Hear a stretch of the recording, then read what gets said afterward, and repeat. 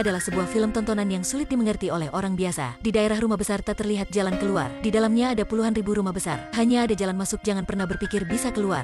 Mereka akan membuat Anda sakit hati. Memotong hati Anda seperti memotong bawang bombay. Karena uang terbatas, jadi sepasangan ini hanya ingin sebuah rumah milik mereka, tak ada syarat lain.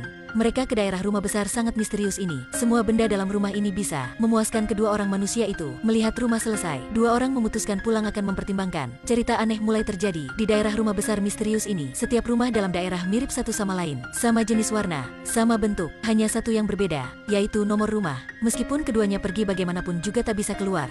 Setiap jalan mirip dengan jalan yang baru lewati. Mereka kembali ke rumah nomor 9. Waktu itu di dalam hati keduanya, mendadak rasa ketakutan tak jelas muncul. Mereka berhenti, yang kebetulan merupakan kembali ke tempat yang ada rumah nomor 9. Mungkinkah semuanya merupakan kebetulan? Bukan, David merasa pacarnya sedang bercanda. Kamu kesana biar aku mengemudi, tapi HP di sini tak ada sinyal. Begitu mereka pergi dan kembali ke rumah nomor 9. Waktu hampir malam, mereka masih kembali ke rumah nomor 9 itu, sejak jam 10 siang sampai jam 12 malam. Mobil tak ada bensin lagi. Sekarang bagaimana? Berpikir sejenak. Jika kalian dalam kondisi ini, kalian akan berbuat apa? Masuk ke rumah dulu baru mengatasinya. Tak bisa terus di mobil lagi. Setelah turun mobil, Lisa mulai berteriak.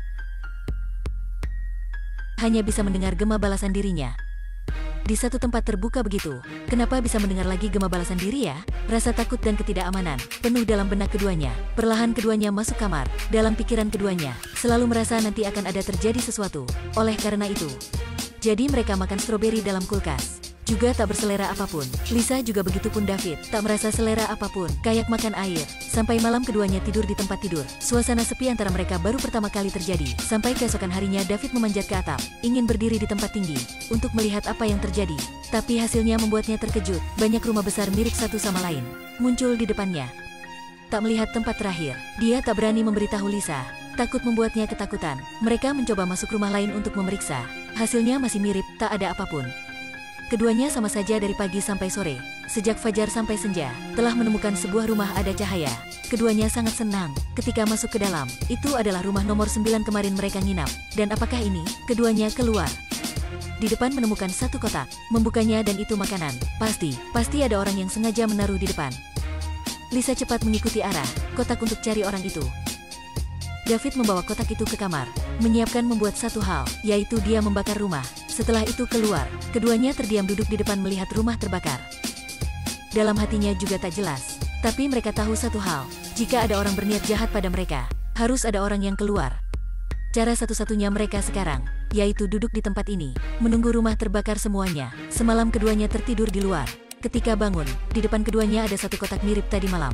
Baru dibuka. Kali ini dalamnya adalah seorang bayi. Satu bayi baik mirip manusia maupun tak mirip. Mereka melihat rumah di samping. Astaga, rumah sudah dibakar. Muncul lagi di depan mata mereka. Hal ini ilmu pun tidak bisa menjelaskan alasannya. David menulis kata pertolongan, tolong, di atap rumah. Harapan ada orang lewat. Dengan siklus yang tak terbatas ini, mereka tinggal di dalam rumah besar ini 98 hari. Bayi itu seperti makan obat mujarab. Dalam beberapa bulan, sudah menjadi anak 8 bulan. Semua tindakan mereka, dia akan cepat belajar. Bahkan cara ucapan, dia juga bisa belajar. Dia selalu ingat nama, belum pernah lupa. Setiap kali sampai waktu makan, bayi ini akan berteriak. Suaranya sangat menggelegar di telinga. Berteriak sampai makanan penuh di meja. Baru berhenti. Setiap hari keduanya berpikir keluar dari masalah. Untuk keluar dari tempat aneh ini, David menghancurkan apapun. Hari berikutnya akan kembali ke bentuk semulanya. Seperti belum pernah terjadi apapun. Setiap hari harus menghadapi kekesalan yang sama. David tak bisa bertahan lagi. Memutuskan mengunci anak itu. Langsung menguncinya ke dalam mobil. Tapi aktris utama tidak kejam begitu untuk memperlakukan anak. Bagaimanapun anak itu belum berbuat salah. David sejak siang mulai menggali lubang. Sampai malam tidur di lubang itu. Kecuali makan dia akan kembali. Dalam hati sudah ingin meninggalkan dua itu. Jika bertemu mereka juga tak berkata apapun. Seperti mereka tak ada. Aktris utama juga merasa kesal sampai tidak menyadari dirinya lagi.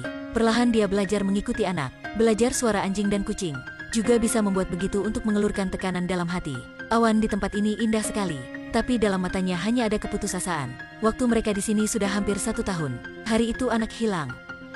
Beberapa jam kemudian kembali dan membawa satu buku. Berikan pada Lisa. Di atasnya tertulis huruf aneh dan gambar yang aneh. Adalah hal-hal yang orang di bumi tak memahaminya. Lisa merencanakan mencoba anak ini. Mendukungnya, membantunya. Tentu saja, bocah ini juga pikir dia sebagai ibunya. Emosi bocah ini berubah. mengeluarkan suara aneh. Tenggorokan dia membesar secara aneh. Bocah ibu mensimulasikan katak berkicau. Melihat hal menakutkan itu, otak Lisa dikontrol oleh ketakutan. Tentu saja, dia diancam sampai takut. Siapa yang bertemu kondisi ini tidak takut ya? Dengan cepat, bocah menjadi seorang dewasa. Lisa juga lupa, orang waktu itu mengantarnya melihat rumah mirip pria ini. Sejak itu, Lisa tidak dipikir bocah adalah anaknya lagi. Dan pria ini menganggap Lisa sebagai budaknya. Berdiri di sampingnya, melayani, tak berani berteriak. Bahkan ketika makan, keduanya juga tidak mengeluarkan suara.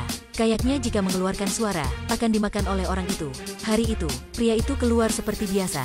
Lisa ingin mengikutinya untuk mengetahui dia kemana. Tapi hal aneh muncul. Jadi ketika ke tempat belok, dia langsung hilang. Menunggu sampai Lisa mengikutinya, masih keluar dari jalan lama. Di samping hanya mendengar suara sepatunya, tapi tak bisa mengikutinya. David sudah menggali lubang itu setengah tahun. Dia tak bisa tak menggali, karena inilah jalan satu-satunya mereka. Saat menggali, merasa sudah menemukan sesuatu. Membuka melihat itu sebuah mayat. Dia sangat takut, cepat keluar lubang.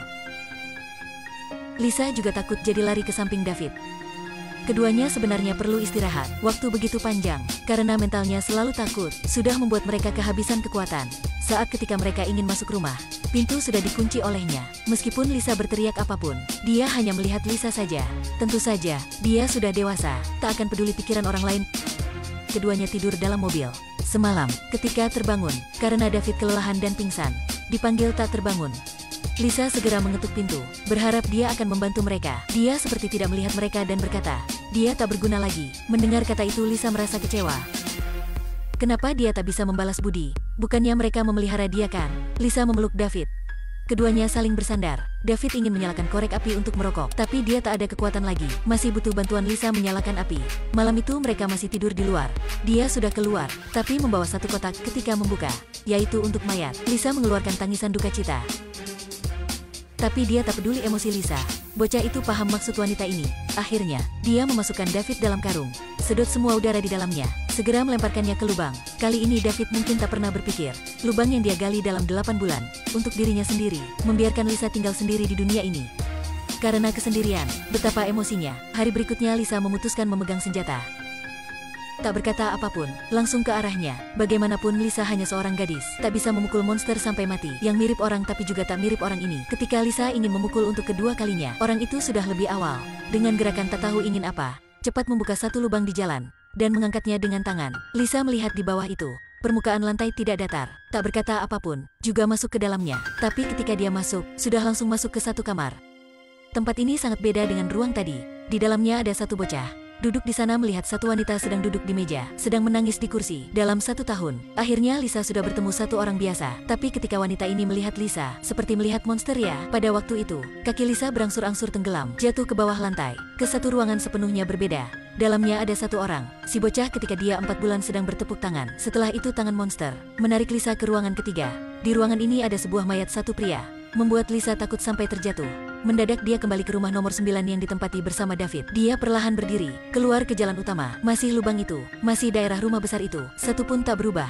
Dia mulai curiga ada apa dengan dirinya. Dia juga curiga dirinya apakah manusia atau tidak. Juga tak bisa mengerti, kenapa bertemu hal-hal aneh begini.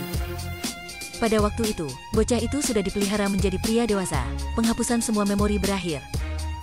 Terkait 2 orang Lisa dan David. Setelah itu memasukkannya ke karung dan dibuang ke dalam lubang yang digali. David mulai menggunakan sekop untuk memasukkannya kembali untuk menghilangkan jejak. Semua hal terjadi di rumah nomor 9. Kejadian ajaib berlalu. Pria itu mengemudi mobil David dengan mudah keluar daerah misterius ini, yang mereka tak bisa keluar dalam 8 bulan, ke pusat pialang real estate. Di tempat ini dia tukar posisi dengan satu orang tua dan masukkannya ke karung. Dia mulai membantu orang berikutnya.